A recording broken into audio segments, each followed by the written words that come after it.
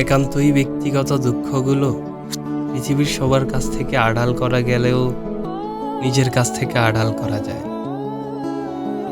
জীবন মানে যুদ্ধক্ষেত্র, সে আমি জানি। বেঁচে থাকার তাগিদে জীবন নামের এই যুদ্ধক্ষেত্রে কত ঘূর্ণিঝড়, সিডর, ভূমিকম্প মোকাবেলা করতে হয়, সেও আমি জানি। কিন্তু সবকিছু ছাপিয়ে আমি তো একজন মানুষ। আমারও তো মাঝে মাঝে চিৎকার করে বলতে ইচ্ছে হয়, আমি আর পারছি না। কিন্তু তার বলতে পারি কই? রোজ রোজ চোখের সামনে ইচ্ছেদের লাশ পড়ে থাকতে দেখি।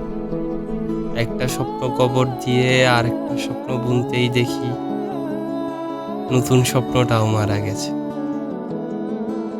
জীবন এমন একটা পর্যায়ে এনে দাঁড় করিয়েছে, যেখান থেকে সামনে এগোনো যাচ্ছে না, পেছনেও ফেরা যাচ্ছে না। পরিস্থিতির এই বেড়া জালে নিজের ছাওয়া পাওয়ার কোনো মূল্য নেই, একদমই মূল্য নেই। মাঝরাতে ঘুম ভেঙে গেলে নিজেকে এতটা অসহায় লাগে যে কষ্টগুলো কাকে বলবো আমি?